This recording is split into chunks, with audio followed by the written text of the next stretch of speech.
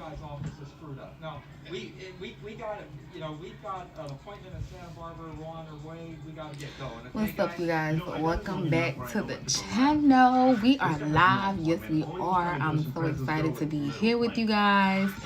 Tonight, I'm going to try to review episode 7 of House of the Dragon. I know I'm super late. I was supposed to have this video edited and posted, but I'm just not getting to it. So let's get into the video. Let me get my notebook if I can really quickly.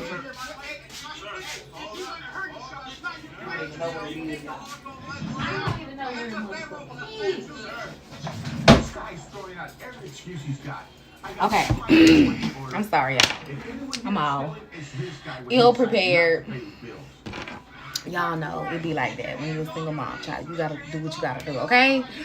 One more thing. No. Okay,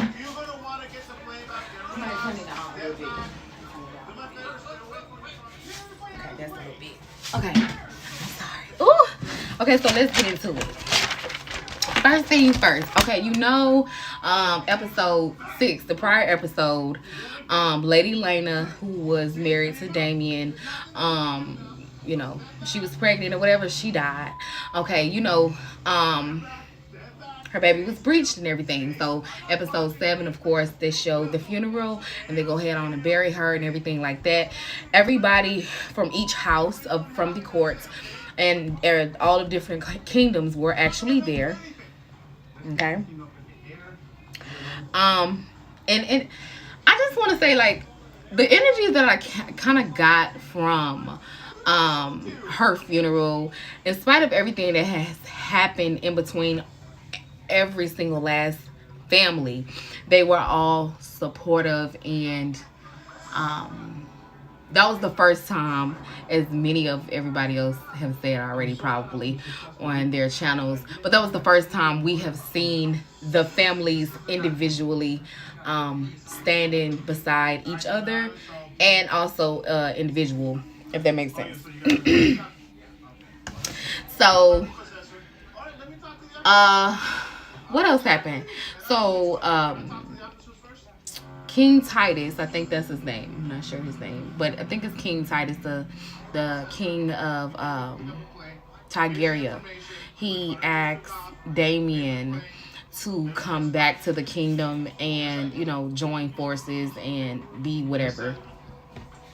And you know, with Damien grieving his wife, which is Lady Lena, he said no, you know. I think he said that partially, and I get it, because I think he said that because, first and foremost, I had been trying to come back, bitch. Why would you wait until my wife died to ask me to be a part of your fucking kingdom? This shit was fucking insane. So for that, and then it was just not the right time. Like, he asked him at the damn burial, like at the funeral, if he would consider coming back. I guess because the king knows that he's about to die, and he want to kind of right some of his wrongs before he dies. And I think he's starting to, death makes people in general look at things differently sometimes. But yeah, he did ask, and Damien ass did motherfucking decline, bitch. It was a big no. With the king of Targaryen. Oh, yeah. So, as Damien, the prince of the king of the dragon folk, as he was walking away, y'all, tell me why the ex right hand sat up there and said something to Damien. Now, you know, if you know that you know, you've been watching it. Damien does not like the ex right hand of the king, bitch. He do not fuck with that nigga. And I think because, you know, somewhere deep inside, the king has always had a soft spot for his brother. That's first and foremost. He's always had a soft spot for his brother. And that being his one and only brother, but also being his baby brother, he allowed his brother to kind of do whatever he wanted to do. And he had a rebel spirit.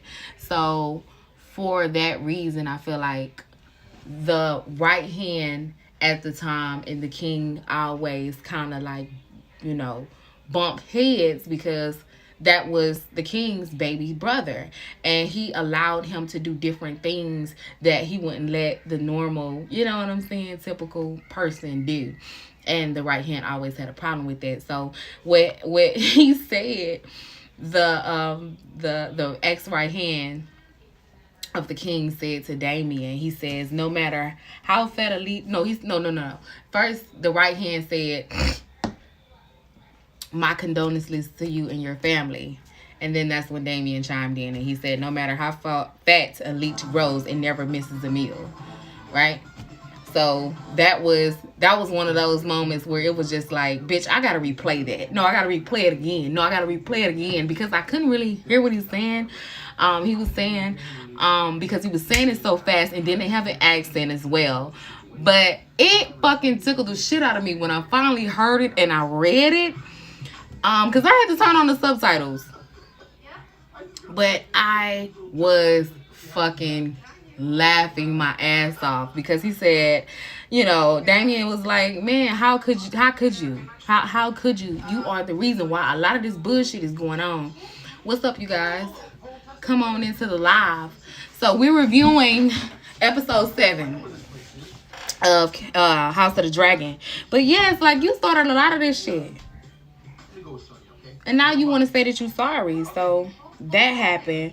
The queen of the I think Valerian girl. Let me turn this off if I'm gonna be distracted. But it says, hold on. The Queen of Valeria itself. Okay.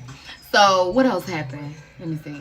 So after they buried their daughter, the Valerian family buried their daughter.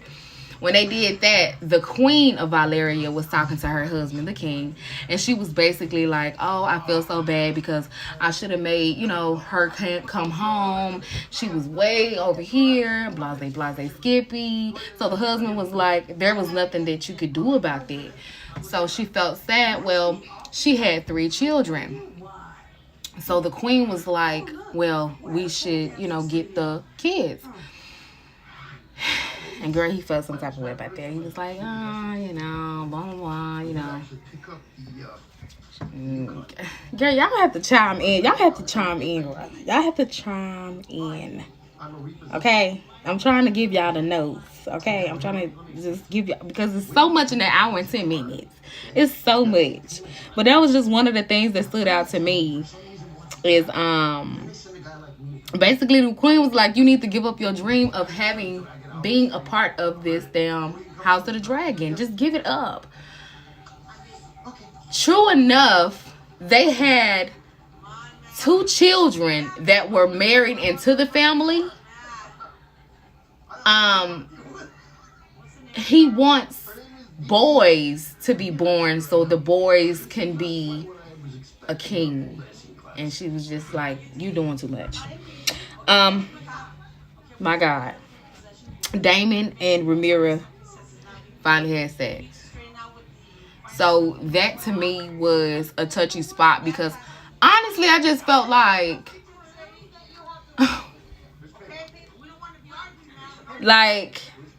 girl, y'all been liking each other, uncle niece type situation. I mean, I don't condone it. I didn't like it. I'm just gonna be real. But at the end of the day, my God, that was a different time. And I'm just gonna have to accept, and I am accepting that it was a different time. But child, she done got married to the King of Valeria son, and then she couldn't have children with him, so she started having children with another man. And then they, you know, the queen killed her boyfriend, and then, oh child, just so much, child. But they went on, and she told him, you know, I guess they both were vulnerable, so we have to take that in consideration too. Girl. She grieving, he grieving, because they had just burnt up her boyfriend, and then his wife got burnt up. Oh child, it was a terrible thing. Make sure you like the video as well. Thumbs up, y'all. I'm trying. This video is long, 1 hour and 10 minutes. Okay, so, Oh, so after that, okay, the king of Targaryen's son then stole. I got a fly here. Then stole Lady Lena Dragon. Then literally whooped Lady Lena's kid's ass about this motherfucking dragon. So much to the point to where he was willing to kill him for this dragon. And this motherfucker almost lost. He did lose his eye. He lost his eye, y'all. Slashed just right across his eye. Y'all gonna have to get into it. Lady Lena kids. Yeah. They was trying to defend themselves, and this boy was over bragging about this damn dragon. And so in my mind, I was like, where was the parents? Of course, you know, they were just going through the funeral and everything. And so they're all at the same house or whatever. Where was the guards?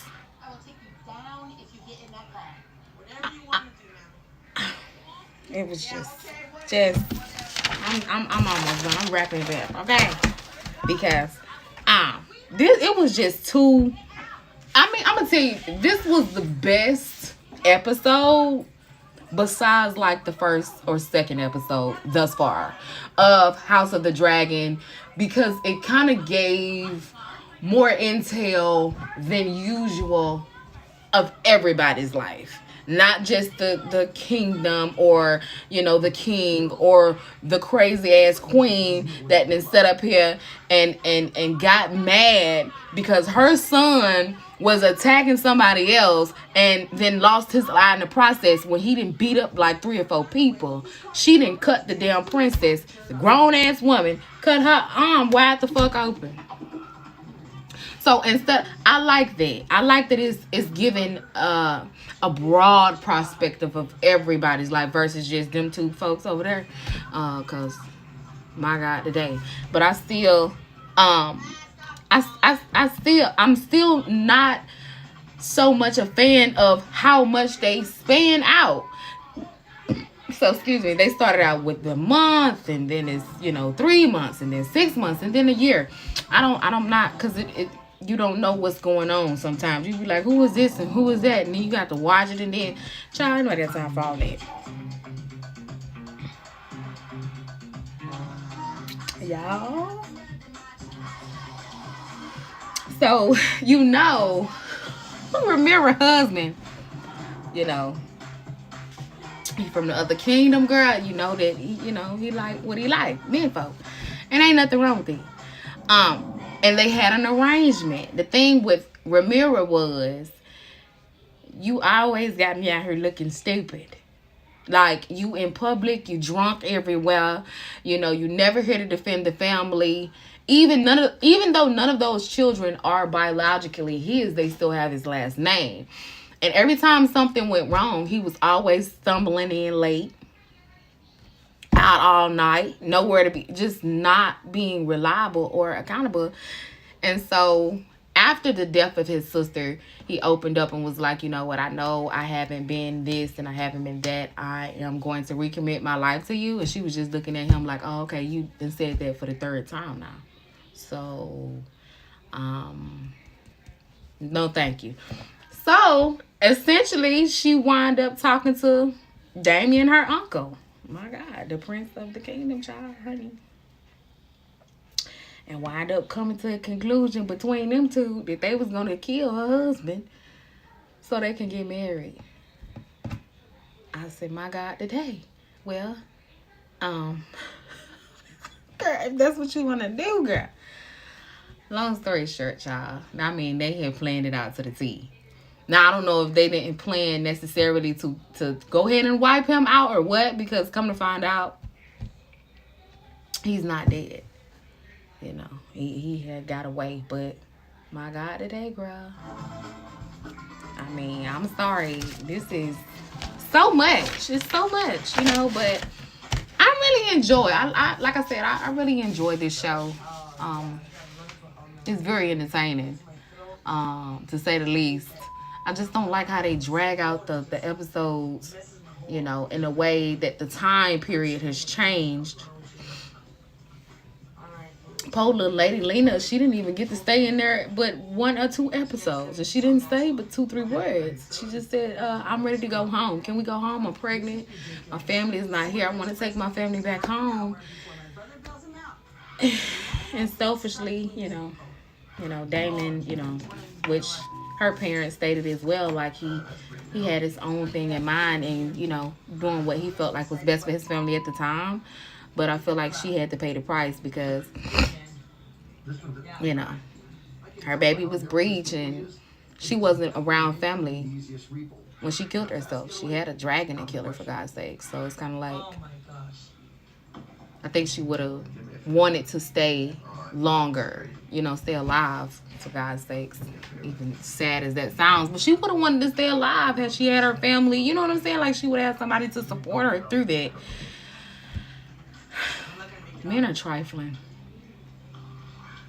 That's where that just went for me, because even he, like, this girl that ran out the castle, right?